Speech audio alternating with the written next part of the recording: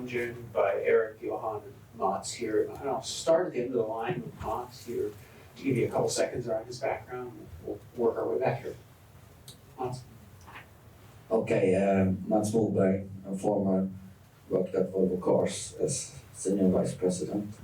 One day left on my NDA, but now more than 2 years since I left. So I'm spending my days kind of liking tech and loving data. So it's a lot about innovations and supporting AI Sweden here.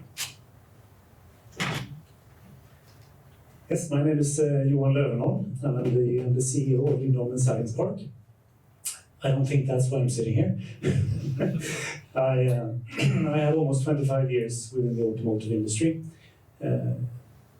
specifically with the Autoliv and Veoneer. So I've been working with practically all OEMs in the world, specifically on occupant safety, passive safety, active safety, and autonomous driving. So I think I have that perspective on our discussion here. Hey, good afternoon. My name is Erik Koeling and I lead the product development at Sensect. I've been working within active safety and self-driving car technology the last 20 years. At Sensect we develop a software stack for consumer vehicles that shall help drivers to avoid collisions or even taking over the driving task, very much relying on AI. Thank you.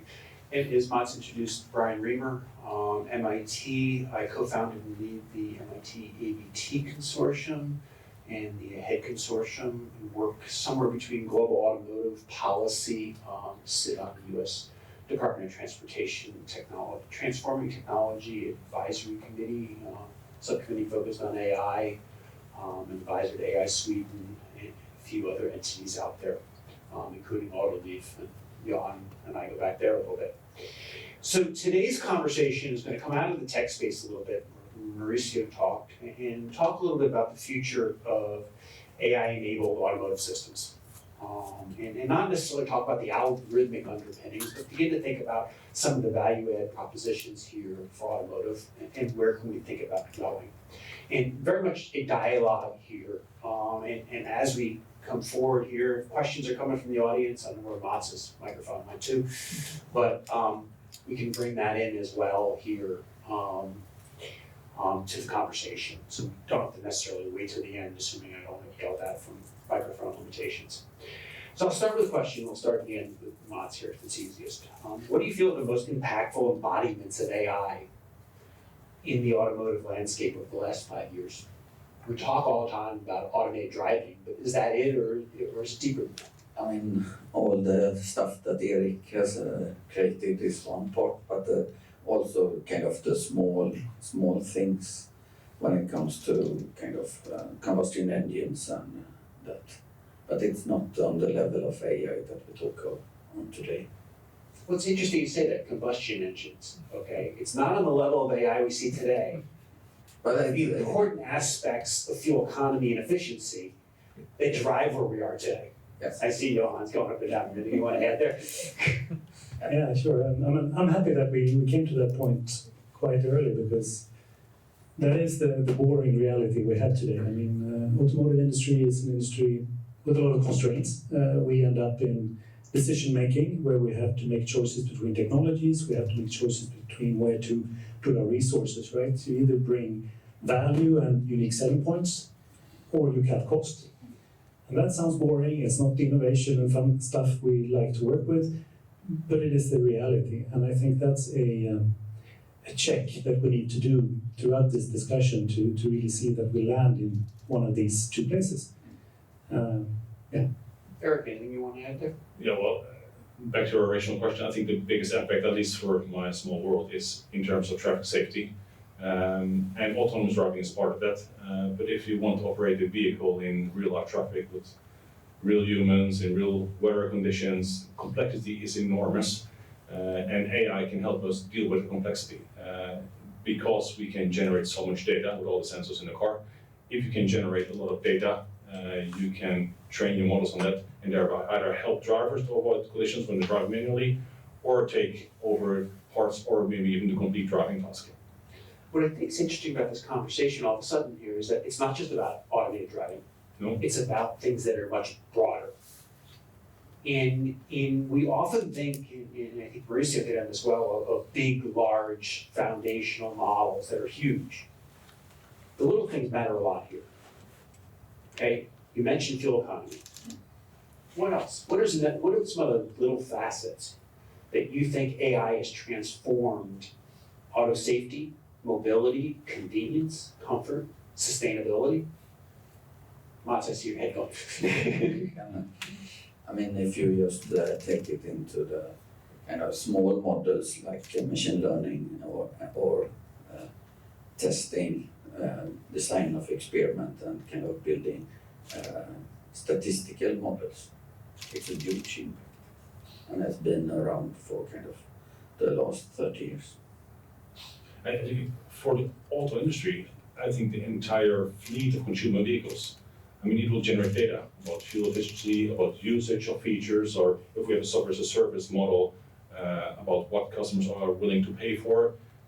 We can probe data from those vehicles in different markets, in different weather conditions, with different user groups, and we can find patterns in that data using machine learning or AI if you want, and you can optimize the fuel usage, your business, for traffic safety, and a lot more. So we talk about large data here. Yeah. Okay. What are the limiting factors? Is it energy at the end of the day? Is it compute on board? Is it the pipe between the car and the server system here?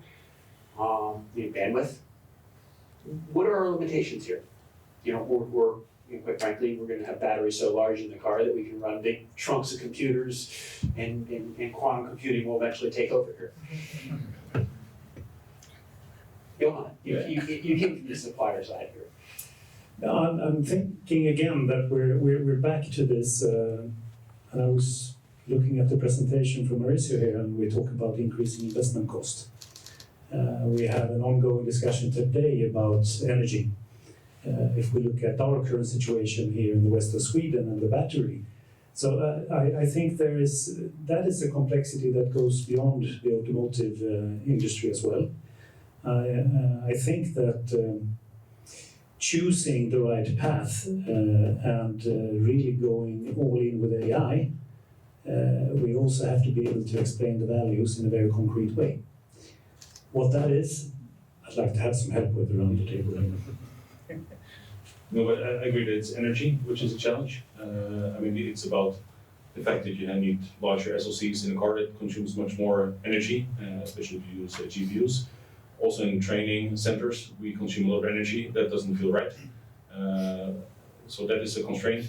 Communication cost is definitely a constraint. I mean, if you probe a lot of data, especially if you do not know what to probe and you just probe everything, it's just unaffordable. So you have to be smart about that. Other constraint, time always. Yeah, and if I just move on that, I mean, I heard what Eric said, if we can collect all of this data from the vehicle and the environment itself, just imagine what we can do. And here I am sitting on, and let's bring in the human behavior as well on top of that, because that I think is what's going to take us ultimately to L4. I mean, it's not until we fully understand how humans behave in vehicles, and we do that very differently, then we can hand over to the machine, right? How come you're talking about my primary research? All this stuff. Trying to. At the end of the day, it's the fusion of us and the system. And we like to think AI is going to solve the world. But at the end of the day, general artificial intelligence is not here. It is unknown if we will ever achieve that. So how do we break this down into pieces? And as we break this down into pieces, which ones are going to get us forward faster, whether that's on the sustainability side, the safety side, the convenience side? Is it a big model? Or is it a bunch of little small, simpler models that are much easily explained? Mats? I mean, Eric has told me during the last year it's super much data that is needed.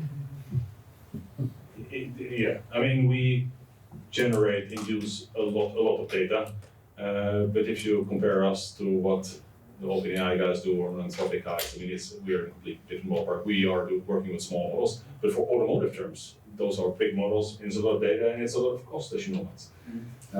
To collect it, to store it, etc., etc.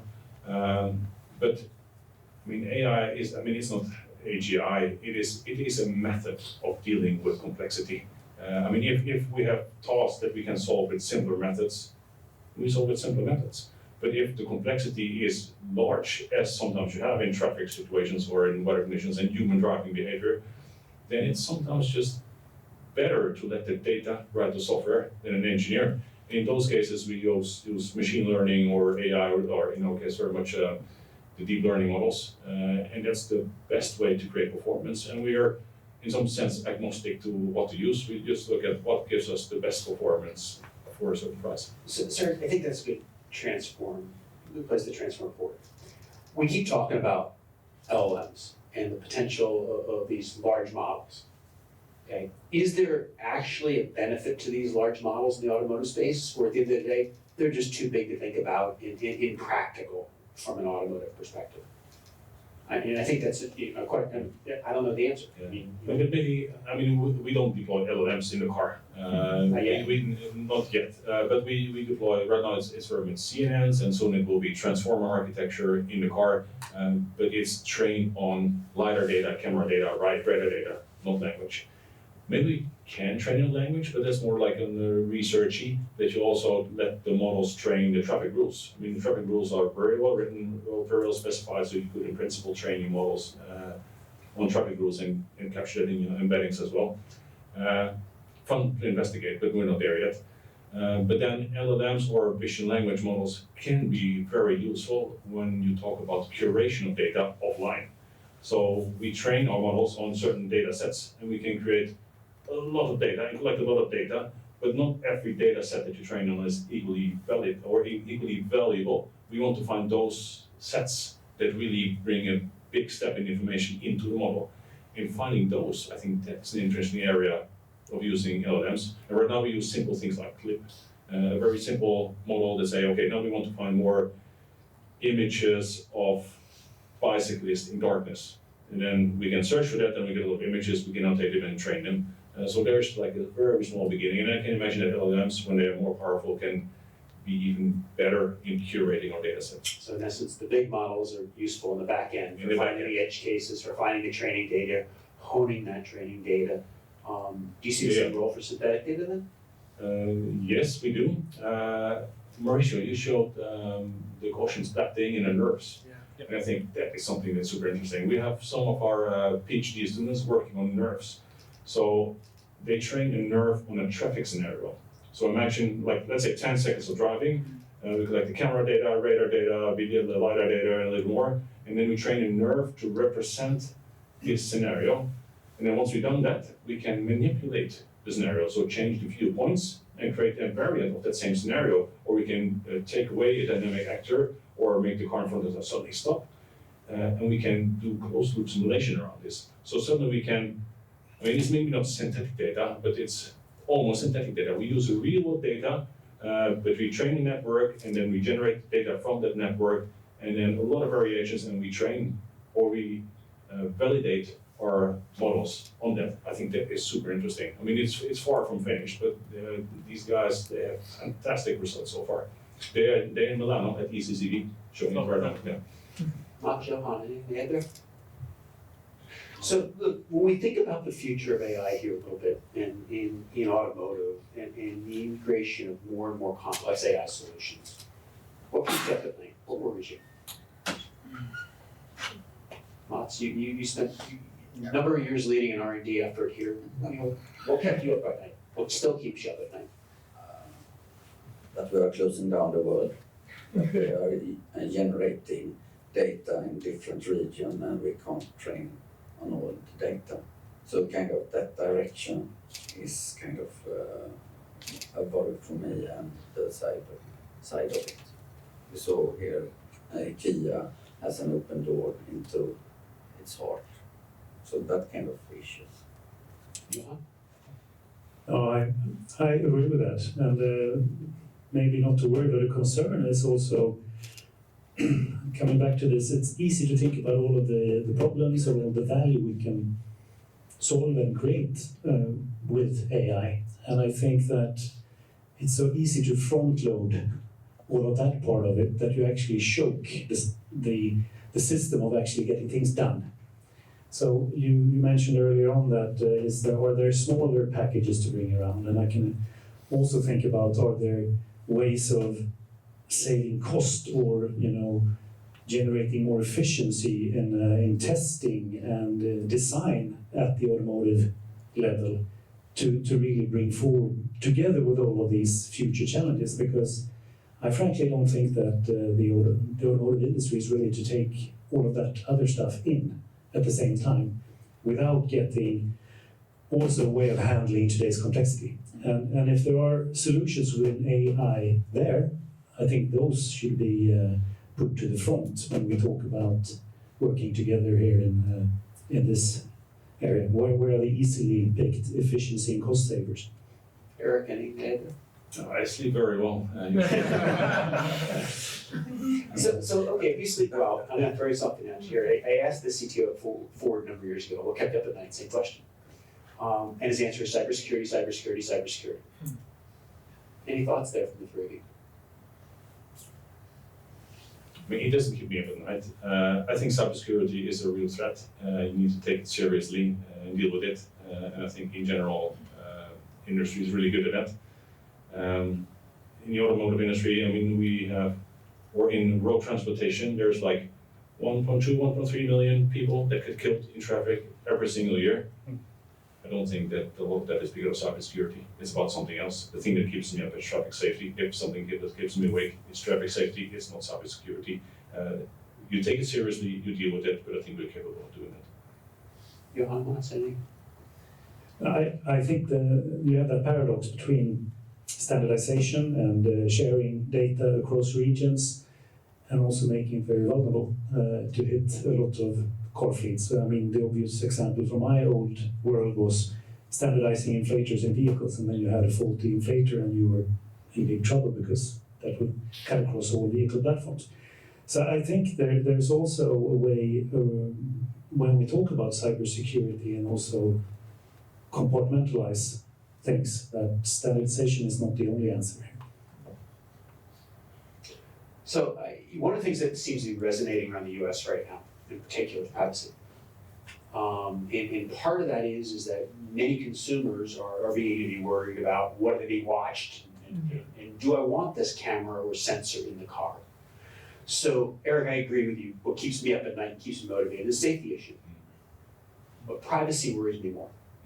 Because if the consumer is worried about privacy, they're not going to allow us to enable the safety technologies that we want to protect them. Any thoughts on that? Any thoughts on how we can use AI, perhaps, to enhance and protect the privacy side? Maybe. I mean, I agree with you. Privacy is super important. And we as developers, we don't care about data from an individual driver. We care about the statistics from a fleet. But people need to be able to trust that we do the right thing.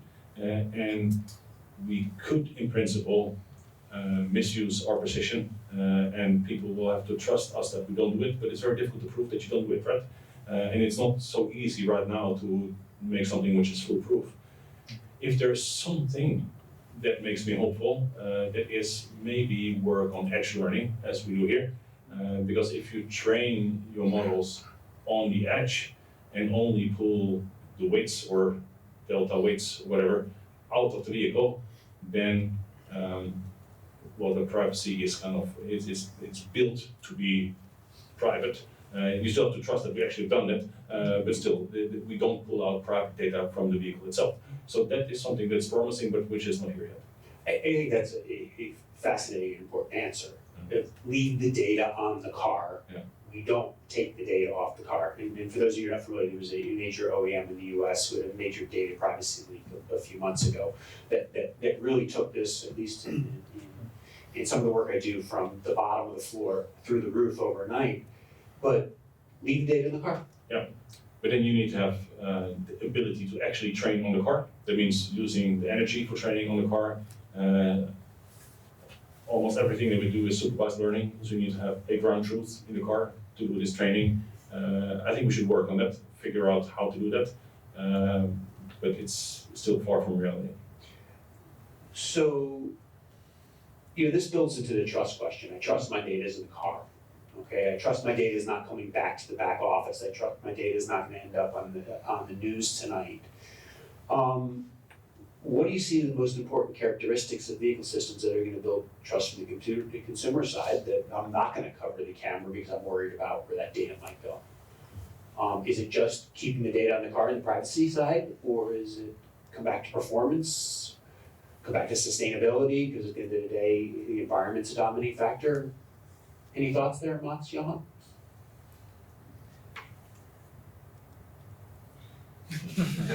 Super big question. So Yeah, I know they're big questions. So Not small. Trust is huge. In the past, there's been kind of speed limiting and kind of where have the car been? How can we not store that kind of data so we don't have any possibility to have a privacy issue, kind of build that away. But it's also, you want some kind of data to kind of understand the consumer in a better way and doing the testing and things that you want to do. So it's a really dilemma.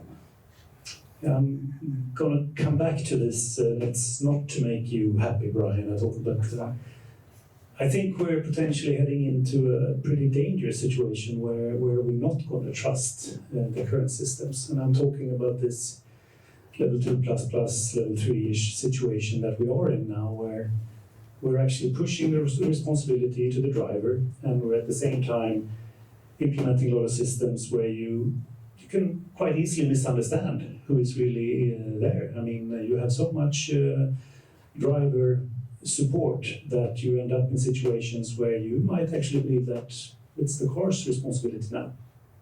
And when you head into those accidents, which we're already seeing, and I know that if it would happen to me or any of my friends, that would definitely wipe out trust for quite some time. So I guess the flip side of that is that we really have a good look at any type of system we implement from now on until level 4, and really question what type of misuse can we get from those systems, and implement systems that make more sense, even if they might be a little bit clunky at the start and force us to do things in the vehicle that we might initially not think was a good thing. But I think that builds trust over time. Yeah, I mean,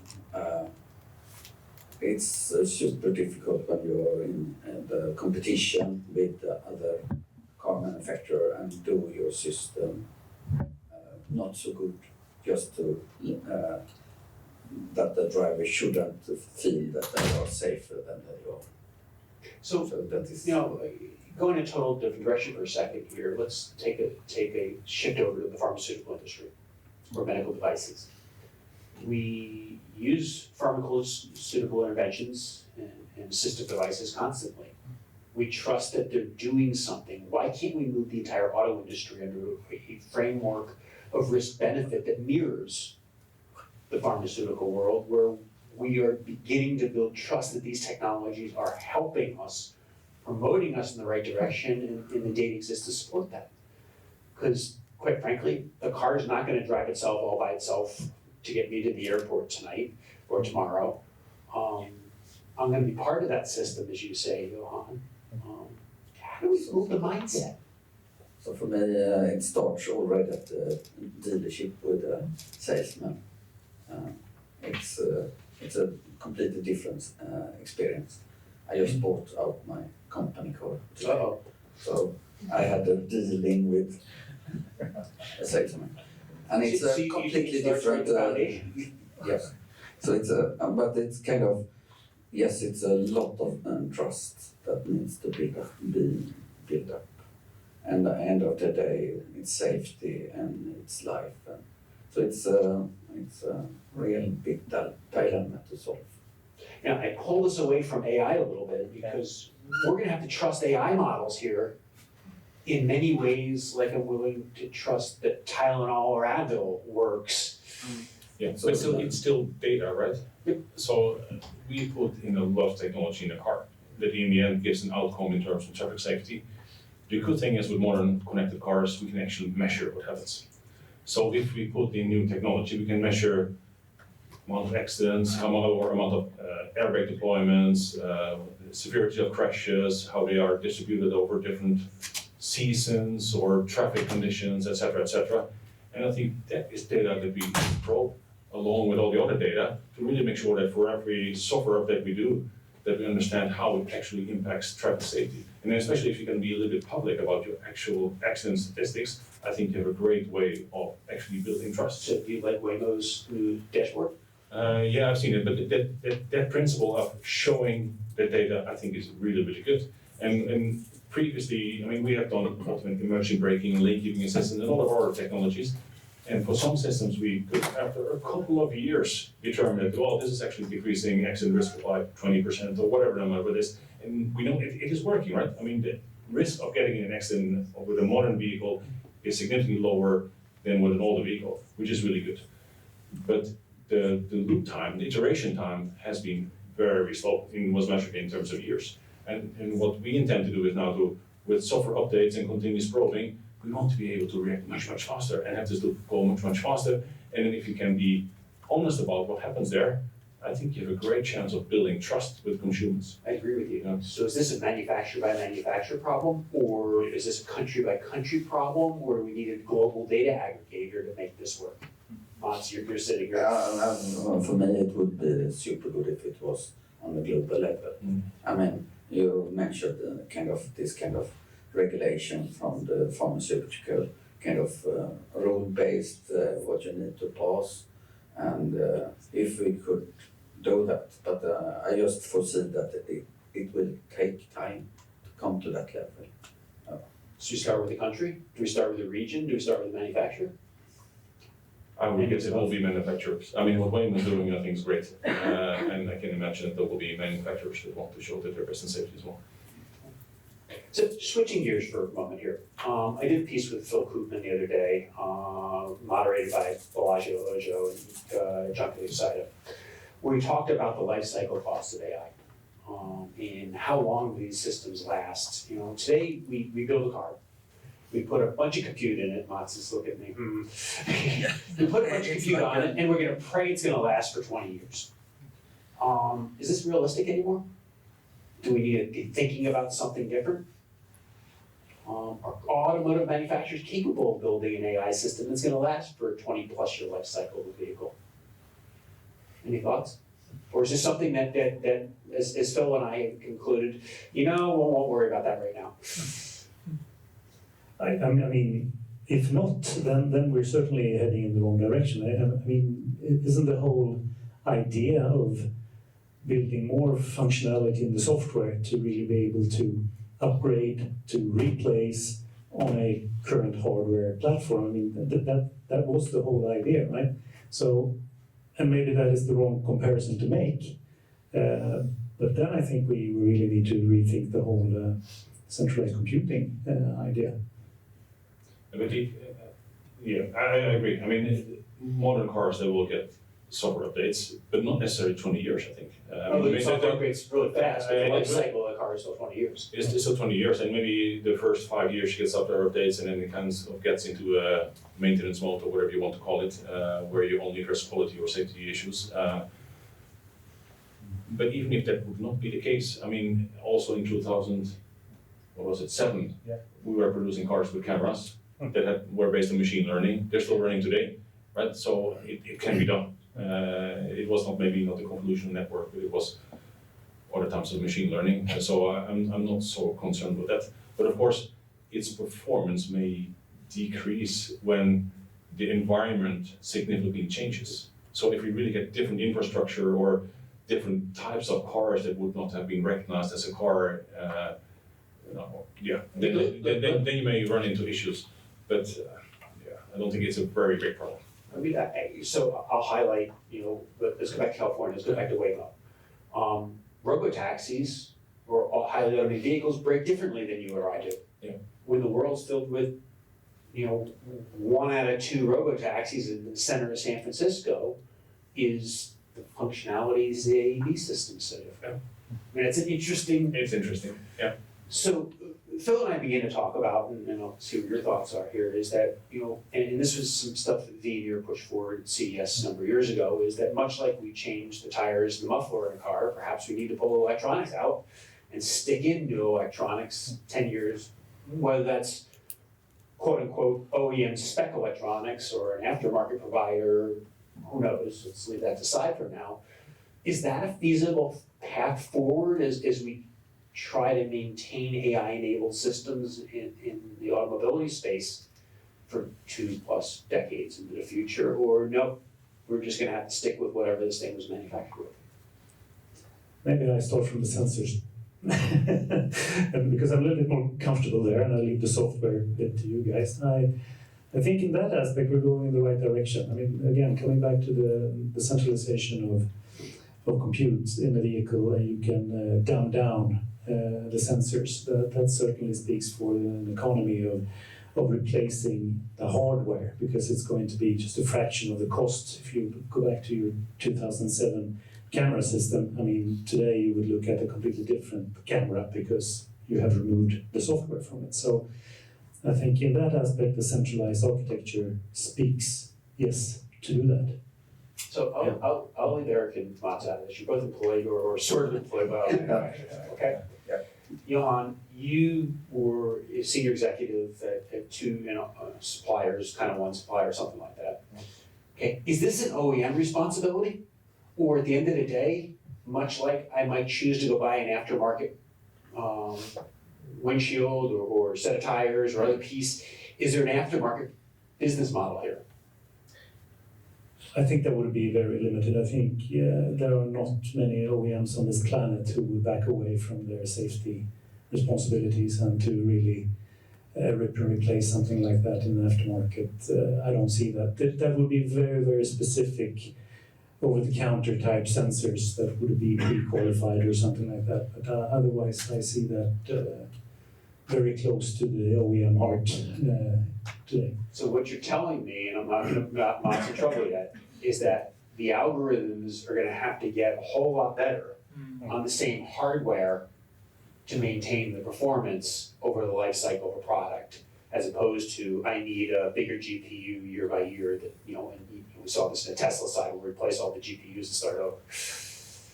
Yeah, I think yes, but I think there may be another aspect, and it is that with software-defined vehicles, you need to come to a different business model as well. Because earlier we were designing a car with its sensors, with its compute, and its software, would freeze it, put it in production, and forget about it, right? Now we develop a system, put it into production, but then we will continue to develop the software, right? So from an OEM perspective, you have a lot of development costs after production. You never had that before. So you need to balance that with revenue somewhere, either taking a lot more paid upfront or going to a software as a subscription. And I think it's maybe too early, but I really think that we will get into this phase where software as a subscription will be a thing. And if you make that fly, maybe there's actually an incentive for an OEM to change the computer. Because if you run out of compute on the computer, your business ends, your revenue stream dries up. So then maybe by changing the computer to more GPUs or whatever you need, you can postpone the software as a service business. And then it's rather the OEM's interest to change the computer. Mats? Johan? Can I just ask a question here? Because I think we've been talking about software as a subscription for quite a few years, and I agree exactly with what you're saying, but what do you think are the stoppers or hurdles for this to happen? Because sometimes I can think that the OEM's own business models could be the reason. It's change. Yeah. And I'll chime in a little. I think the consumer's the problem. Because after you pay $40,000 in the US for an average car, are you willing to pay a couple $100 a month? Or do you feel nickel and dime? And I think it's the latter. I think the entire mind shift to the consumer base is gonna have to shift before the software as a service model. It may be, but at the same time, people are also kind of obtaining a car as a service, right? If you have a company car, you had a company car until yesterday, you were paying by the month. Yes. Yeah. So I mean, that people pay for their vehicle by month is not something new. But I mean, I think you just have to experiment and see what flies and not. Hans? I mean, by legislation in a lot of countries, you, as a manufacturer, you're obliged to kind of have a certain level. And if you are using that kind of system to reach that level, you need just to continue for life, like the airbags. So I'm hearing simpler, more robust, more functional, less computationally energy dependent. You know, not the trends that we hear about in the news. You know, very practical innovations. But what I'm also hearing, and correct me if I'm wrong, I think that once the OEM fulfills the minimum as far as the service that you are required to give the buyer, the additional potential for software as a subscription isn't that great, because you have the state-of-the-art discussion globally. And I think what you're very quickly coming down to is the non-safety related, convenience related services. And many of those are already owned by other platforms. So I can see the difficulty in creating the additional value for us as car buyers. Now, what I think is interesting, if you look where global world fatalities are not in the developed world, in the undeveloped world, is cars have a second or third life in the underdeveloped regions, saying safety's not good enough. You know, if you're going to import a vehicle that's 10 years old, I want a higher safety spec to that. And where's I see that being a buried entry long term. Where the resources going to come to flash and update software to maintain the safety spec, or the fact that was trained on data here in Gothenburg, but it's now being deployed in India, the world looks different. I think you bring around a very important aspect that we missed so far here, I think, and that's always thinking about the total volume of produced cars in the world. I think that must be more than 100 million today. And this discussion usually centers around a fraction of that, right? So AI is an enabler for perhaps a completely different spec of the vehicle, but enabling it to be, raising the safety levels in certain other markets. I think that's something to explore, and that's something that would impact millions of vehicles rather than hundreds of thousands, perhaps. Good question. Yeah, I was curious about where you guys see AI and the manufacturing side. So there's a lot of really cool research in humanoid robotics and all of this sort of stuff. I'm just curious, do you see anything of tolerances getting better, vehicles getting safer, data on this? So the question here is about AI and manufacturing. Yeah, and actually how does building AI vehicles. impact Yeah. manufacturing? Anybody? So on the kind of building cost, very, very much, and downtime in the factory, kind of keeping the factory or the light on in the factory. But better tolerances or anything? Safer vehicles. It's more the cost of Okay. it. And validation and testing of software. Mm-hmm. I mean, that's part of the production if we talk about sensor and different systems, for sure. So let's put your science fiction hats on for a minute. Fast forward 2 decades, 20 years from now. We look back at today, and it's like, oh my God, how am I supposed to think that far into the distance? We look back at today. What are we going to be thinking about, an AI system in a car built in 2024? What were we doing? What were we thinking? Or, wow, we were doing a lot with a little. I'm going to expose my lack of knowledge in the area here now, but I would think it would be really, really cool if we could use. We've been talking about the results of AI and how we can be more efficient and all of the data that we can, use AI to interpret and such. I'm wondering if we could have AI mimicking human beings' behavior in different ways. I mean, that the learning itself, we talk about learning as a means of getting to the results in AI, but maybe the learning in itself can be mimicking, different human behaviors in the vehicle. Eric? It's more about my kind of learning in life. sometimes I'm super kind of tech romantic and believe in the tech like crazy. And then I get just head in the wall and kind of waking up and kind of, oh boy, was I naive at that time. So, But I hope in 2040, when I look back to cars produced 2024, that really think, wow, that was primitive. Right? I mean, what were we thinking? Why didn't we do this? Because then we have made progress in 2040. Hope so. I mean, when you think about where we are in cars today versus 20 years ago, the comfort, the convenience, the safety, the economics is changed tremendously. But if we hit that law of what we can do with the energy we have in vehicles, at the end of the day, we'll increment a little bit. Will we transform? Are we still going to be driving? I think so. I think we're going to be driving, but maybe not crashing in the same amount. for me, that we want to kind of move around as a society, absolutely. Do I need to have 2,000 kilos for that? Do I need to have kind of 500 kilometers of energy in that? I think that we, as society, needs to change that. But back, I believe that I'm kind of 82 at that time, and I'm just standing and watching, wow, what a tech. I'm hoping that the automation is here to support me better, because I don't believe it's going to replace me better. In the back. Yeah, I had a question.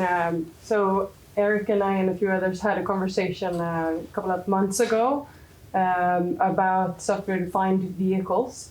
And I just want to ask, what came up at that discussion was one of the major challenges was the culture in the automotive industry of making change.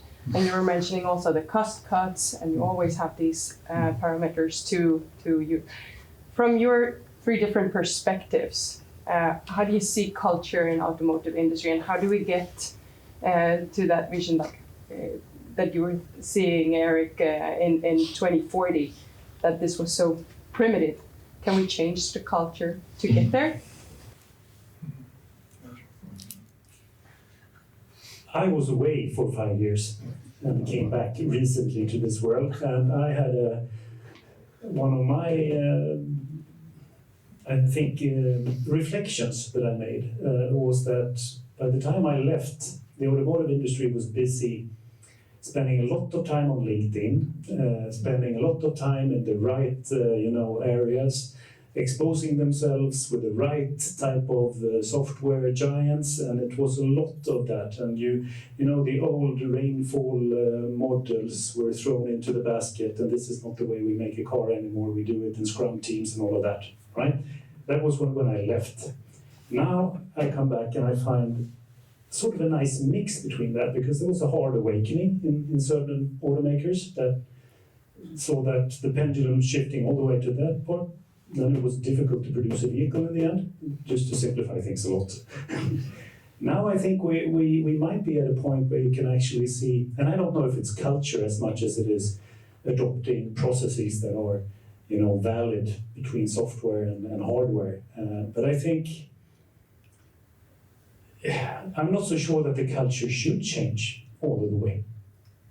And I'll step a little further in one sense. I think there is no auto industry culture. There are cultures in different directions between software and hardware-driven vehicles between different manufacturers. And I think there's a few manufacturers out there that are doing pretty well still that have not moved over to the software architecture.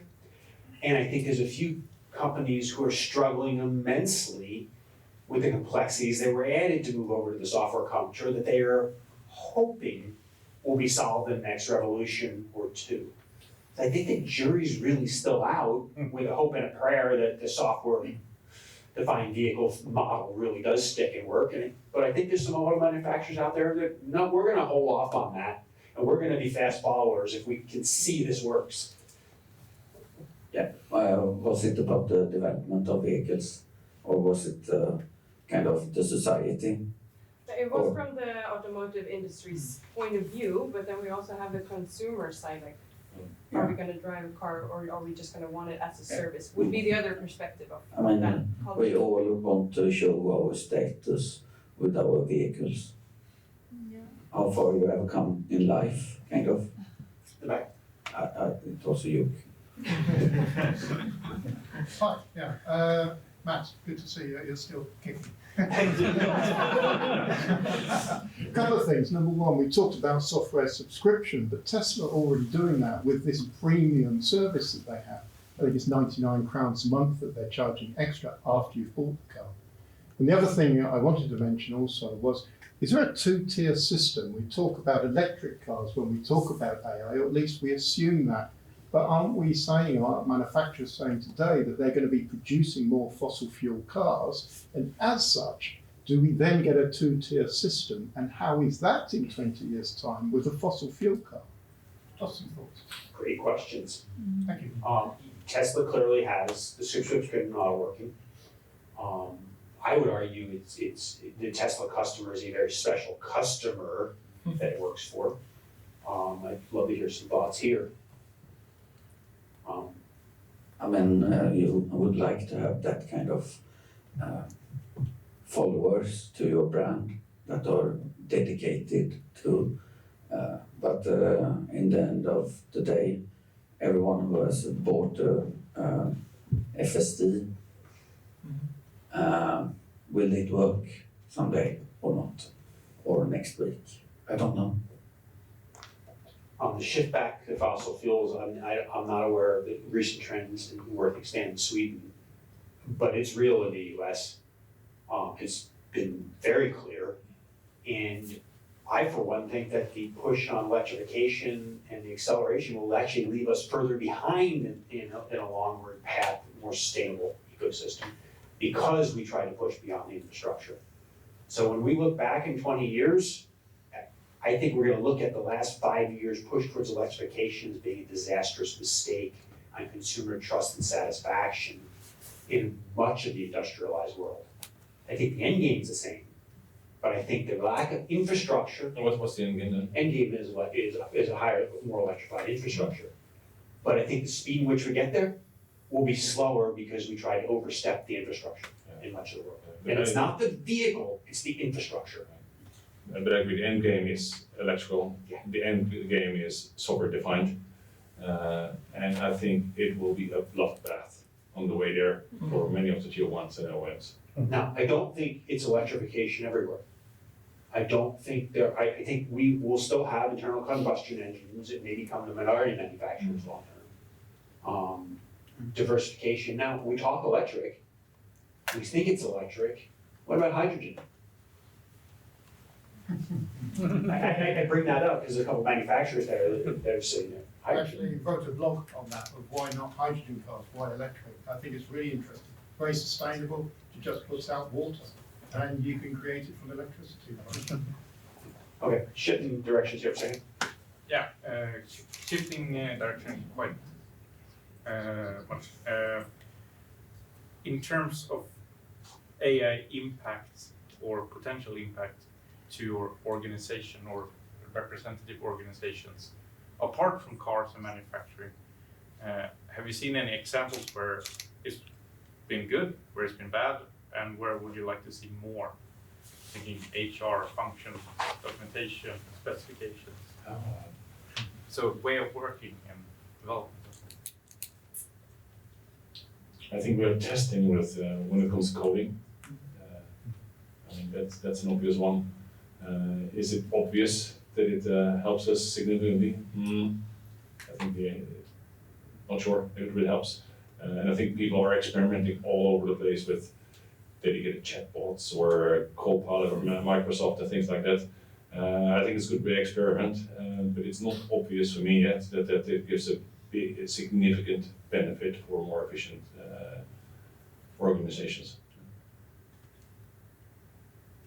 I worked for banking or finance and insurance. That it's a good place for a lot of data, a lot of consumer, and kind of just starting the journey to kind of getting better understanding and models something Maybe, like you know, maybe this is something else where AI will be the benefit. Using AI will force you to be super data driven. If you collect a lot of data from your consumer fleet and be super data driven, engineers can directly make a decision on what to implement. So these entire layers in between what's called product planning and strategist and all those, I think they will disappear over time. When data becomes available and everybody in an organization can pull the data, do the right thing based on data, organizations will be more efficient. So it's interesting, you're talking about data for process improvement as opposed to data for safety system design or powertrain. I mean, if you have subscriptions, what are customers willing to pay for? The data will show it, right? You don't have to have people sitting in an office making guesses on what they want to have.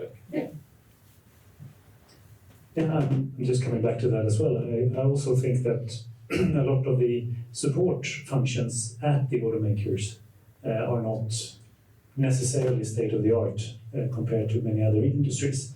So I think that there's a lot of gain to be made from there. Thinking about, for instance, the finance department within the automakers might have something to learn from banking and finance and so on and so forth. So in those areas, absolutely, there might be AI adoption strategies to be copied from other areas, as Mats showed here earlier. That might be a good target for projects as well. I mean, just finding expertise within your own organization using a large language model would get me a long way to finding the help I need when I need it. Mauricio. So, you made a statement a while back that was mostly in the context of EVs, but I want to probe into this. You said it's not about the vehicle, it's about the infrastructure. Do you think this applies to AI as well? As in, can you picture a future where we have, for example, L4 only driving zones, in which the infrastructure has been essentially made capable to interact with vehicles to help minimize uncertainty? So basically taking the vehicle outside, or taking your thinking outside of just thinking that it's the vehicle that houses the AI, it's actually the infrastructure that makes this possible. I think a lot of people would hope so. Do you see this as a viable future at all? I don't think so. Because although it is the right answer, you'd have to go through the political change of putting a pause on the usage of the optimization of that infrastructure for a significant amount of time before you reap the rewards. That means the political cost of shutting down a highway for 10 years until the vehicles exist to optimize the use of that highway, we'd all be yelling and screaming for 10 years, no politician's willing to take that. I agree. But if it happens in China. Singapore. Look, I can remember 10 years ago, the conversation being ship the cars off the island in Singapore and convert the island. It would have been the right thing a decade ago. But it's a great observation. And it costs like $100,000 just to get your car renewed every 10 years in Singapore. So I was just thinking 10 years after that, which cars do not longer update their SSL certificate, they can no longer drive. Is that so? Oops.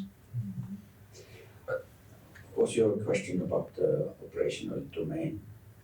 That kind of, here's the highway where you can apply LL4. Exactly. Or for example, coming from the Bosch world, right? I mean, there's a parking garage in Stuttgart, which is enabled with sensors that allow for this automated valet parking scenario. That's one of the things that they're looking into. It's a very small use chicken and case. egg, right? I mean, Yeah, who's exactly. going to produce cars for a parking garage in Stuttgart? Yeah. That's maybe 2 brands. So we're talking about L4 for a moment, okay? A lot of the conversation about L4 has been dominated by Waymo Cruise. We're gonna have robotaxis. Is that the real business model for L4, or is it highway pilot? Any thoughts, Eric? Yeah, I'm going to take us back to the 100 million cars produced per year again. And I think if you don't see it in that perspective, that's where the real volume is, and that's where the real change is going to be brought around until you have sufficient part of that global volume into the same direction. I don't think it's going to happen. So you think it's an L4 feature on 100 million cars, or nah, we don't have to go there because it's too expensive? No, I think it's a very different use case for Waymo compared to BMW or Ford or any other vehicle OEM. So it is L4 for Volvo, for instance, it means something completely different. And L4 for you and I who buy the Volvo is different. And until you have enough volume on that specific, that's what I mean. I agree, it's a different product. Waymo, I think what they do is super, super impressive. And they show you can do L4 with support from the infrastructure. So I think that's kind of the proof. Whether that's a viable business is still to be proven. But what I understood is that like Uber makes the majority of their profits in 12 US areas. So if that's the case, if Waymo can take over that, maybe it's a viable business for them. But that's not replacing 100 million vehicles, that's replacing a lot of taxi journeys. And that's fine, it's a great business case. But then other forms of automation will enter consumer vehicles. But those vehicles are sometimes driven manually, sometimes driven unsupervised. Mats, anything you want to add? No. So I'll transition to close up and we'll go back to any questions here to one point. You know, next week, Tesla's got a robotaxi event. Okay. And if anybody knows what Elon's going to showcase, there's a lot of analysts in Wall Street that are begging. And he does.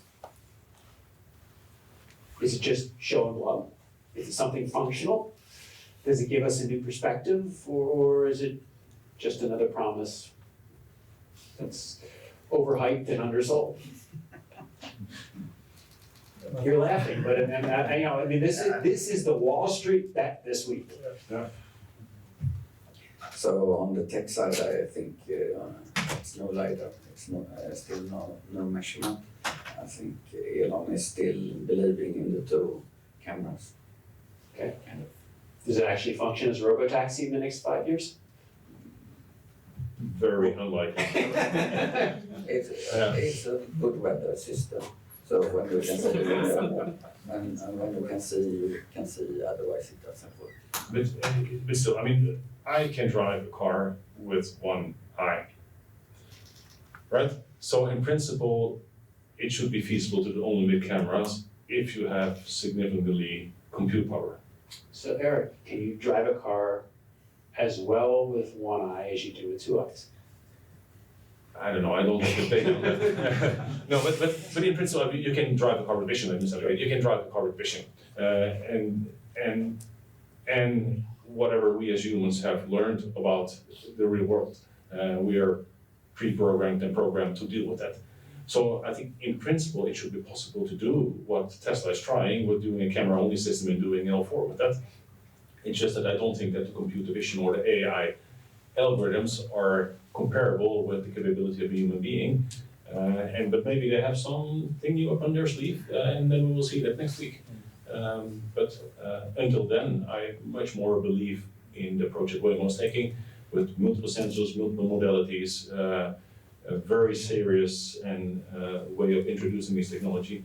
So I think in that sense they're very far ahead of where Tesla is. But who knows what they pull out of their heads next I week. think we see the world a lot the same. I do think Elon's probably right 100 years from now. Yeah, but maybe not next week. Yeah, I'm curious. We have talked about a lot of different ways that AI could be used in the automotive industry going forward. And Maurizio had this 2D plot on where to find the best use cases. If we add a third axis on that, being developed solitary versus collaborative, what would be in that sweet spot where we need to collaborate throughout the industry to actually make the progress that we need? Excluding edge lab learning. But I think automotive is a super competitive industry. Cooperation between OEMs is far from trivial. So maybe even when you can gain a lot of benefits through cooperation, I think it's unlikely to happen. I think what you see is more and more a trend of vertical integration instead, where OEMs build their own stacks. I mean, Volkswagen is trying to build their own stack. I mean, Tesla has been doing their own stack. All the Chinese EV manufacturers that are moving super fast, they move fast because they take a lot of stuff in-house.